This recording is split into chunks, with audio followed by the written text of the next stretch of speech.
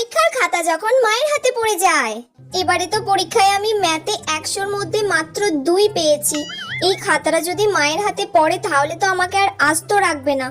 কি যে করব, এখন আপাতত এইখানে লুকিয়ে রেখে দিই বিছানার তলায়, পরে কিছু একটা বলে আমি ম্যানেজ করে নেব। লুকিয়ে রেখে দিই এখানে। A few moments later. কি গরম! ঘরটার কি অবস্থা করে রেখেছে মেয়েটা, যেখানে খেয়েছে সেখানেই থালা পড়ে, চারিদিকে এটা ওটা জিনিস ফেলে রেখে দিয়েছে। কোনো সময় তো ঘরটা পরিষ্কার করে না, সব আমাকে করতে হবে। আগে বিছানাটা গোছাই, তারপর অন্য কিছু।